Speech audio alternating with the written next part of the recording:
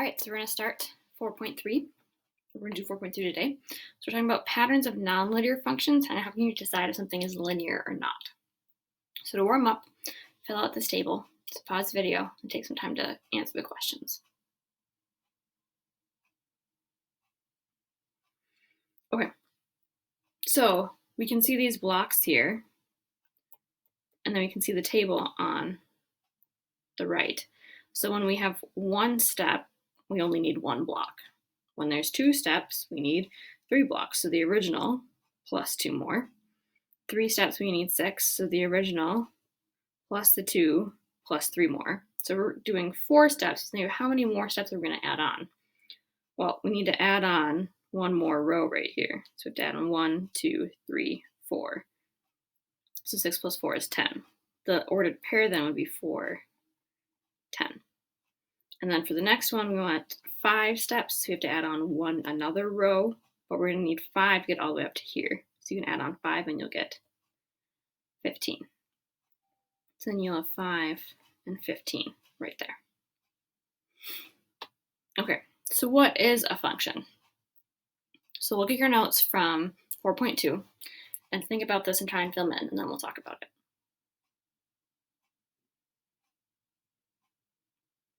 All right, so in order to be a function, every input or every x value must have exactly one output or y value. So like if I plug in 1, I need to only get one answer. I can't have 1 equals 2 and 1 equals 3. It has to be the same thing. A function can be linear, which going back to your notes means some sort of line, or non-linear, which would be anything else. So it could be something like this, it could be like this, it could be like this. Anything that's not a straight line is non-linear. So here's some more examples. A linear function is a function whose graph is a non-vertical line. So you can be going up as a line, down as a line, or horizontal. And anything else that's going to be nonlinear. So this is an x squared quadratic. We'll talk about that later. This is going to be a cubic, and this is your absolute value function. All of those we'll talk about eventually, but all of those are nonlinear. Okay, so how can we use a graph to decide if something is a function? First of all, you want to start by graphing your function and look at it. So take your points. So at x equals 1, we want y to be 3. So at 1, we're going to go up 1, 2, 3, and that's our first point. At 2, we're at -4, so 1, 2, 3, 4. 3, we're at 5, so we're going to be right here. And 4, we're at -6, we'll be down here. And you can connect your dots and we get something that looks like this. So is this a function? Does every x value have only one y value? If we look at the table, 1 only goes to 3, 2 only goes to -4, etc., etc. So yes, this is a function. Each input has one output. Is it linear though? The answer is no, because this isn't a line. It goes up and down and up and down and up and down. It's just not one straight line, so it's not linear. So how can you decide from a table? So think here, we want to decide if it's linear or not. If it's linear, we want to write the equation. You want to look at, is there a consistent change in your y value? So if you go up by 1 in your x, is a consistent number that you're adding to each of your y values. So here, as we go up 1, we want to look at what's happening to the y's. So here, we're going to subtract 6 to go from -5 to -11. We're going to subtract 6 again, and then subtract 6 again. So here we have a consistent pattern. We're going down the same amount every single time. So this is going to be linear. So this is yes, linear. But now we need to write the equation. So to write the equation, go back to the 0 spot. So if I'm going to go back this way to 0, where I subtracted 1, well then I need to add 6 to go the other direction. So we're going to start at 0, 7.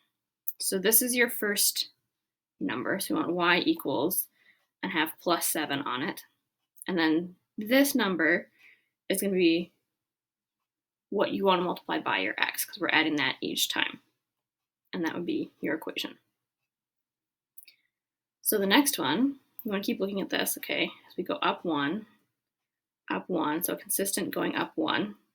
Here we went up 2, up 3, up 4. So we're changing the number we're increasing by. So this is not linear because we're not going in a line. We're not going up by the same amount every single time or down by the same amount every single time.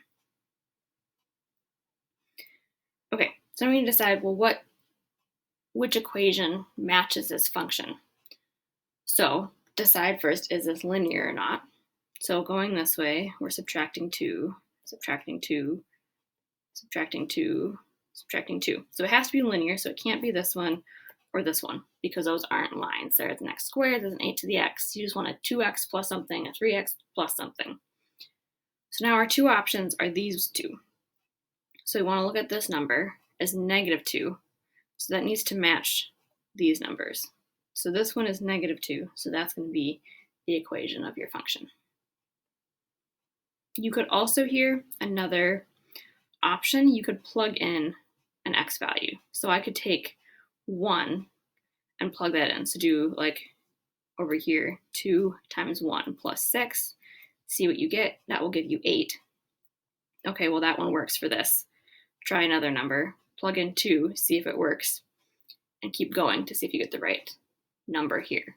When you plug in 2, we'll have 2 times 2 plus 6, which will give you 10. Well, 10 is not the same as 6, so it can't be that one. Okay, now choosing from a graph. How do we do that?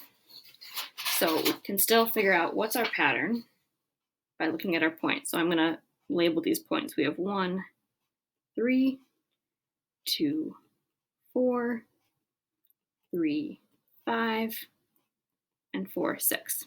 So if we're looking at this, to go from here to here, we went up 1, up 1, up 1. So we need to be going up 1 for each of ours. So this one is going up 1, this is going up 2, down 1, up 1. So these two don't work right off the bat.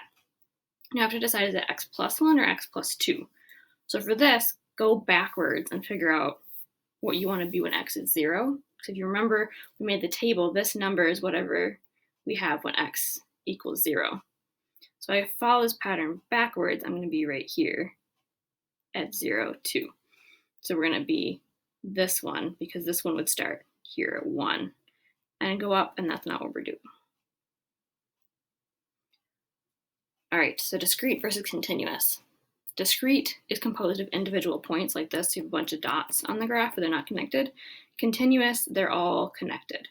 So this would be something where like you have to have whole numbers. Like if you're going to divide up the number of like pieces of pizza or something, you want to give everyone one full piece. You don't really want to do half pieces or something like that. Or you're giving people, you're dividing out phones or something, like something you can't divide in half. So you have to have individual points. Continuous would be something like money. Like you could give someone like $2.50. You don't have to give them a full dollar. And that's going to be it for this one. So you want to do the 4.3 Math Excel.